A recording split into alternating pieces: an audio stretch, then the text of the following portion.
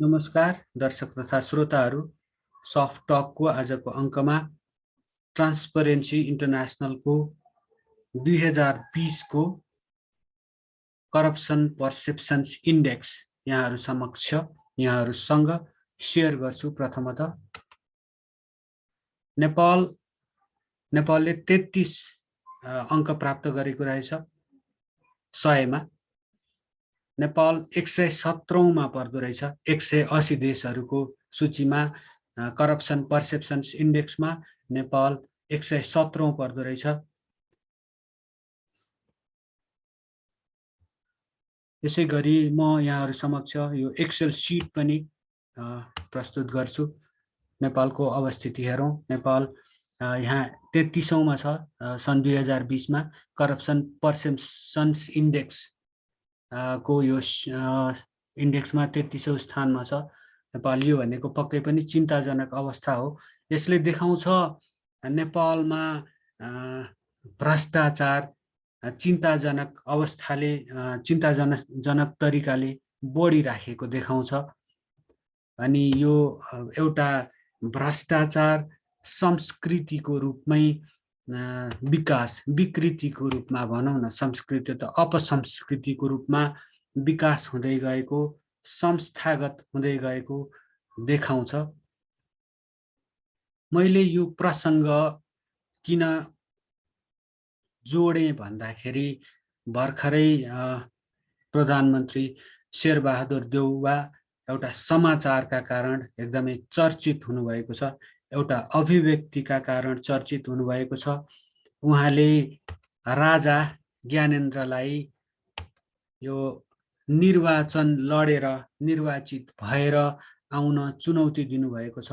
यो कान्तिपुरमा प्रकाशित, कान्तिपुर राष्ट्रिय दैनिकमा प्रकाशित एउटा समाचारको अंश म पढेर सुनाउँछु। प्रधानमन्त्री शेरबहादुर देउवाले पूर्व राजा ज्ञानेन्द्र शाह वर्तमान व्यवस्थाको विरुद्धमा लागेको भन्दै त्यसो नगर्न चेतावनी दिएका छन्।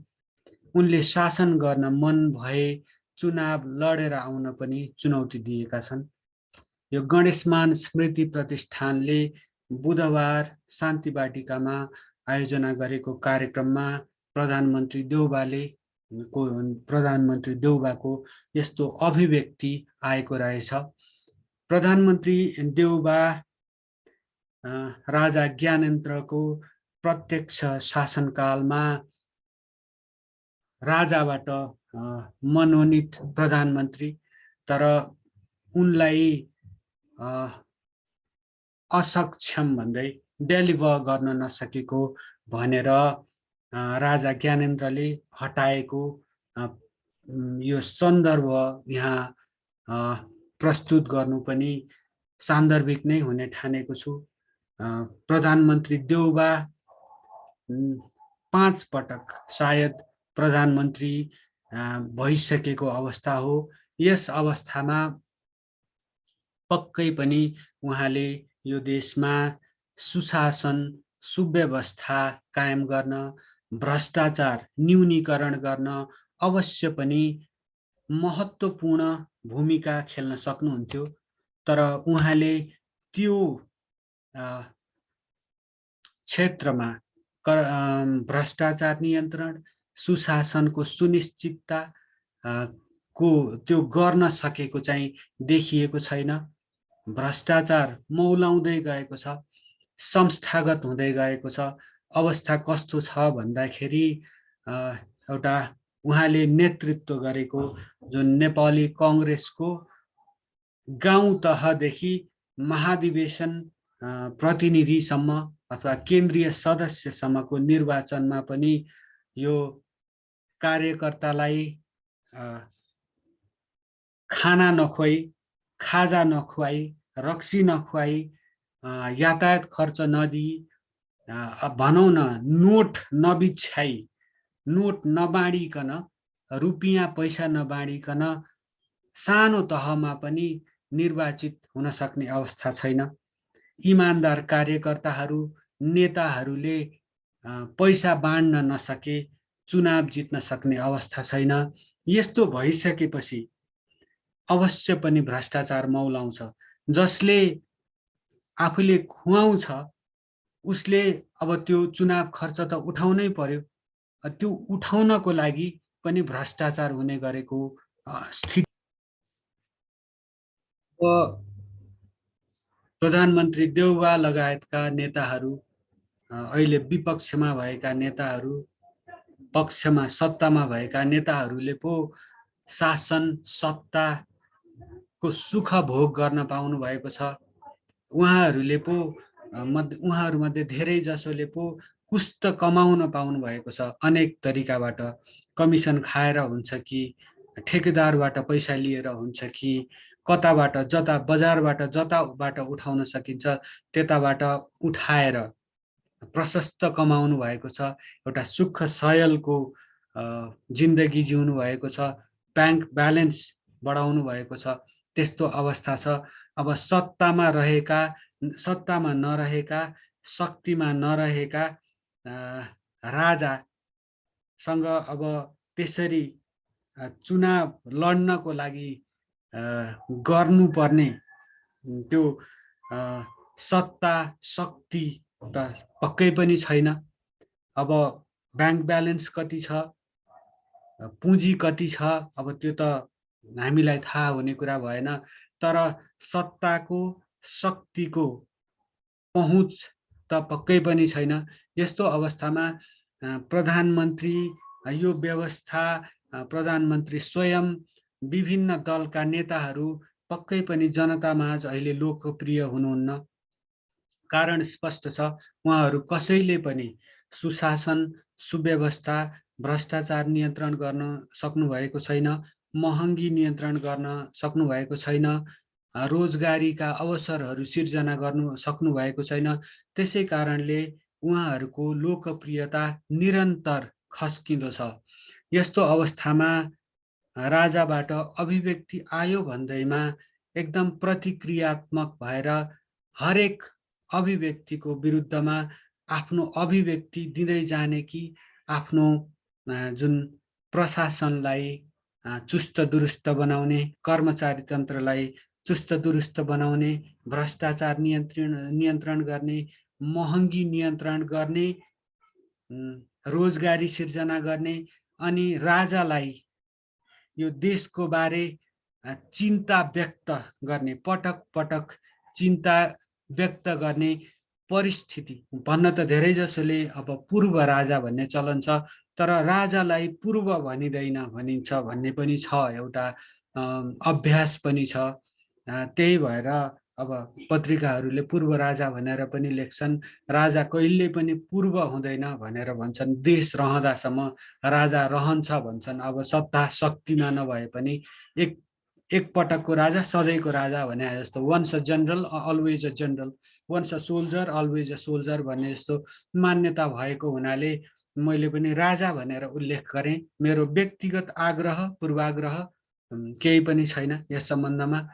अब यसरी हरेक अभिव्यक्तिको प्रतिक्रियात्मक रूपमा प्रति अभिव्यक्ति, अर्को अभिव्यक्ति, काउन्टर ओपिनियन, काउन्टर स्टेटमेन्ट दिँदै जाने कि आफ्नो दायित्व निर्वाह गर्नतर्फ, सुशासनको सुनिश्चितता गर्नतर्फ, सुव्यवस्थाको सुनिश्चितता गर्नतर्फ, भ्रष्टाचार नियन्त्रण गर्नतर्फ प्रधानमन्त्री लाग्ने, अनि इतिहासमा एक किसिमको आफ्नो नाम लेखाउने, आफ्नो दललाई आगामी चुनावमा, आसन्न निर्वाचनमा विजयी बनाउनतर्फ पो लाग्ने हो कि यो बढी प्रतिक्रियात्मक नभएर यो चाहिँ प्रधानमन्त्रीले सोच्नुपर्छ, वर्तमान प्रधानमन्त्रीले सोच्नुपर्छ भन्छु।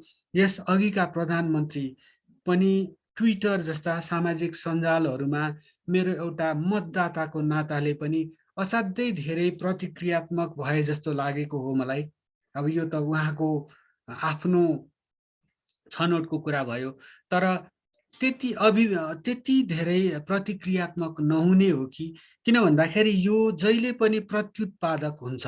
सत्तामा भएको, शक्तिमा भएको व्यक्तिको आलोचना गरिन्छ, जहिले पनि आलोचना हुन्छ। सडकमा भिख मागिराखेको व्यक्तिको आलोचना हुँदैन, तर शक्तिशाली व्यक्तित्वहरूको आलोचना हुन्छ, उहाँहरूले त्यो पचाउन सक्ने क्षमता विकसित गर्न सक्नुपर्छ। प्रधानमन्त्री देउबा अब दशकौं प्रजातन्त्रको लागि, मानव अधिकारको लागि, सुशासनको लागि लडेको नेता हो, सबैलाई थाहा छ। तर अब त्यसको ब्याज, त्यो सङ्घर्षको ब्याज खाने मात्रै होइन कि देश र जनतालाई पनि केही दिने हो कि, यसबारे उहाँले सोच्नु उपयुक्त हुन्छ जस्तो लाग्छ मलाई। यहाँहरू समक्ष एउटा अर्को समाचार पनि सेयर गर्न चाहन्छु। यो पूर्व प्रधानमन्त्री माधव कुमार नेपालको अभिव्यक्ति हो।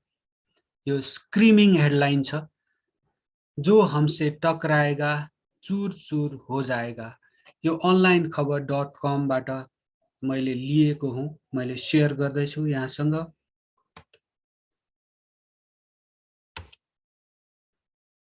यो खुबै चर्चामा छ माधव नेपालको यो अभिव्यक्ति पनि। अब हामी मध्ये कतिले बुझ्छौँ, कतिले बुझ्दैनौँ हिन्दी। यो 18 कार्तिक को समाचार काठमाडौँबाट प्रेषित अनलाइन खबर .com मा प्रकाशित समाचार हो। यसमा अहिले कुनै बेला नेकपा एमालेका महासचिव, अहिले नेकपा एकीकृत समाजवादीका अध्यक्ष माधव कुमार नेपालले आफूहरूसँग टक्कर लिन खोज्नेहरू समाप्त हुने चेतावनी दिएका छन् भन्ने समाचार प्रकाशित गरेको छ। यो भक्तपुरमा आयोजित कार्यक्रम रहेछ।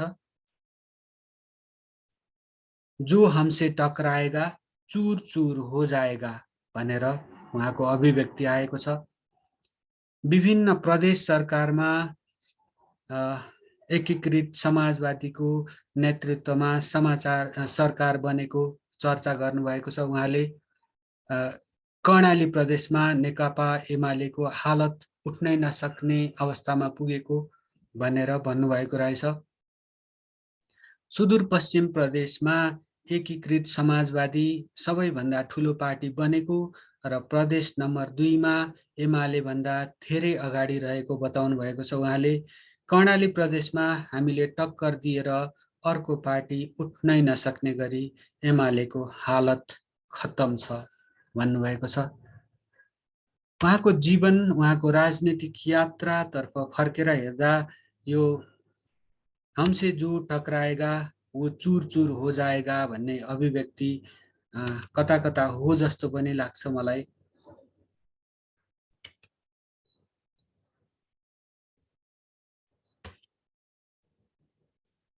यो अलिकति उहाँको विगतको चर्चा गर्छु।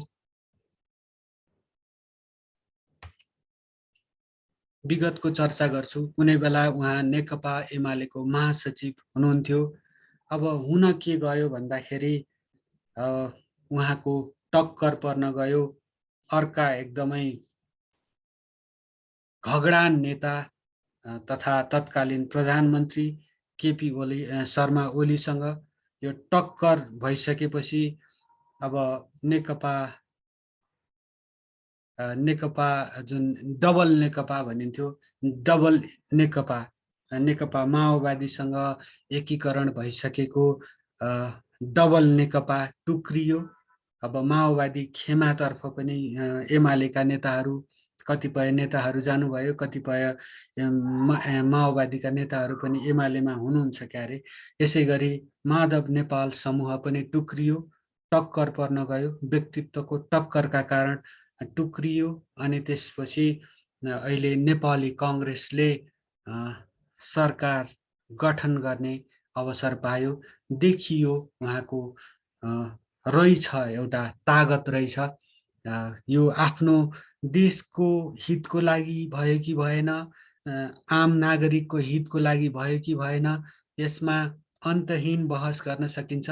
तर उहाँसँग टक्कर लिनेहरूको चाहिँ हालत खराब हुँदो रहेछ भन्ने कुरा पटक पटक प्रमाणित भएको छ। यहाँनिर एउटा एक दुईटा अरू प्रसङ्ग पनि उल्लेख गर्न चाहन्छु। सन् 1990 को दशकमा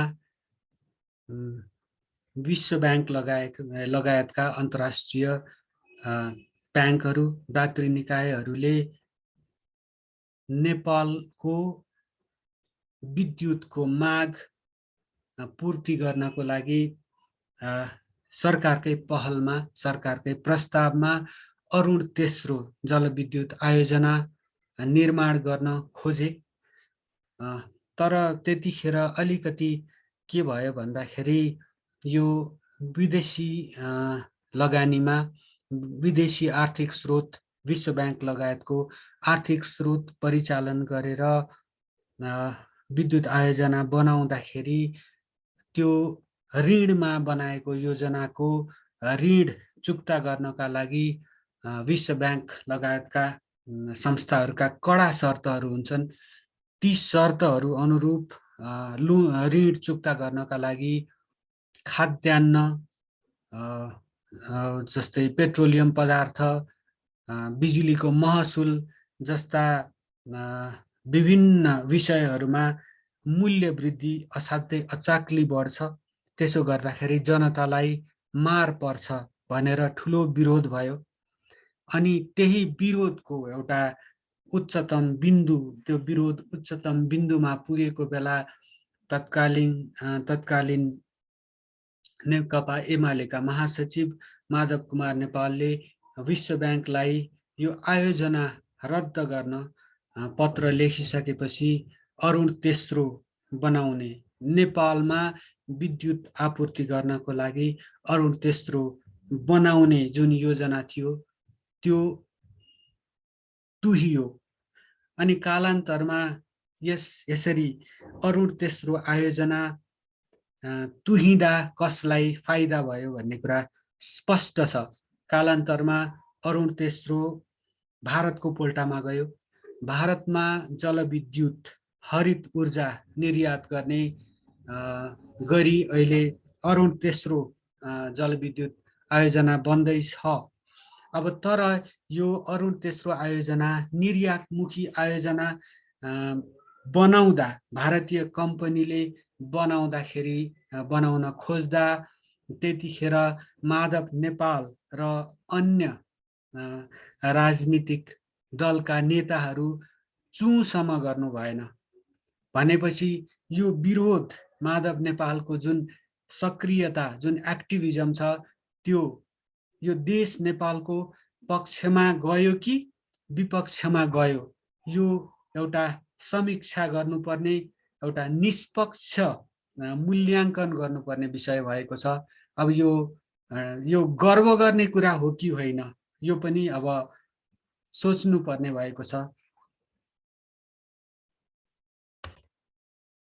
यस सम्बन्धमा आम नागरिकलाई, माधव नेपाललाई प्रश्न गर्न पाउने अधिकार छ।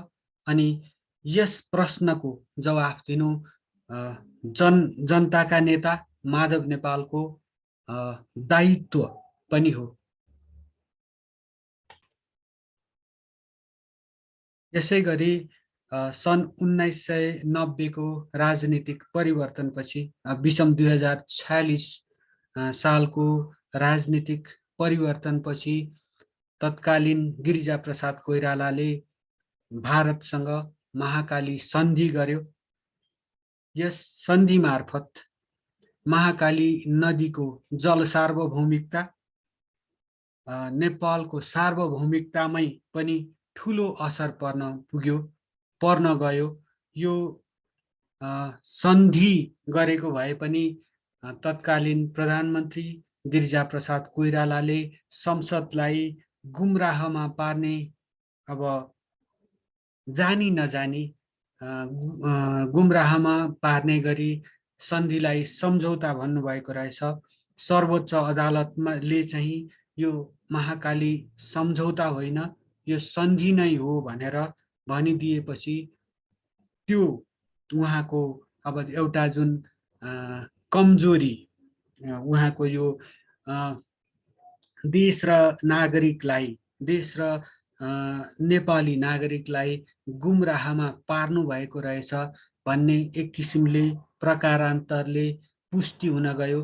यहाँनिर मैले यो प्रसङ्ग चाहिँ किन उल्लेख गरिराखेको छु भने त्यो महाकाली सन्धिलाई संसदको अनेक थरी षड्यन्त्र गरेर हर्स ट्रेडिङ गरेर दल फुटाएर महाकाली सन्धि सार्वभौम संसदबाट पारित गराउनमा तत्कालीन एमालेका तत्कालीन महासचिव माधव नेपाल, तत्कालीन नेता प्रभावशाली नेता केपी शर्मा ओली, यसै गरी नेपाली काङ्ग्रेसका नेता शेरबहादुर देउवाहरूको ठुलो भूमिका छ। यो यो यो यो अर्को एउटा सेल्फ गोल कोशी सम्झौता 2007 सालको सन् 1950 को राजनीतिक परिवर्तन पछि गरिएको कोशी सम्झौता एउटा सेल्फ गोल थियो, आत्मघाती गोल थियो। त्यसै गरी 2015 तिर गरिएको प्रजातान्त्रिक तथाकथित प्रजातान्त्रिक सरकारले गरेको गण्डक सम्झौता अर्को नेपालको विपक्षमा एउटा आत्मघाती अर्को एउटा आत्मघाती गोल थियो भने सन् 2046 सन् 1990 अर्थात् विषम 2050 तिर गरिएको हुनुपर्छ। 90 को दशकमा विषम 2050 मा गरिएको महाकाली सन्धि नेपालको विरुद्धमा गरिएको एउटा अर्को आत्मघाती गोल थियो। यी सबै जुन 50 को जुन महाकाली सन्धि यो संसदबाट पारित गराउनमा तत्कालीन एमालेमा रहनुभएका तत्कालीन एमालेका महासचिव माधव कुमार नेपाल लगायतका नेताहरूको ठुलो भूमिका रहेको छ। अब यसले पक्कै पनि देश र आम नागरिकको हित त गरेको छैन। अब माधव नेपाल सँग टक्राउने शक्तिको अब खैरियत छैन भन्ने कुरा त स्पष्टै छ। अब उहाँको पछाडि जुन शक्ति छ, उहाँको पछाडि जुन शक्ति लागेको छ, जुन शक्तिको वरद हस्त उहाँलाई प्राप्त छ, त्यो शक्तिले प्रकटमा माधव नेपाल विरुद्ध उभिने शक्तिलाई चकनाचुर त गरिदिन्छ, पक्कै पनि गरिदिन्छ। तर त्यो चकनाचुर हुनु, चकनाचुर गरिनु यो देश नेपाल, माधव नेपाल भनिन, यो देश नेपाल र नेपाली अरू नेपालीको पक्षमा छ कि छैन, त्यो चाहिँ त्यसको चाहिँ निर्मम निष्पक्ष मूल्याङ्कन हुनुपर्छ भन्छु। यति भन्दै मेरो आजको प्रस्तुति यही टुङ्ग्याउने अनुमति चाहन्छु। धन्यवाद।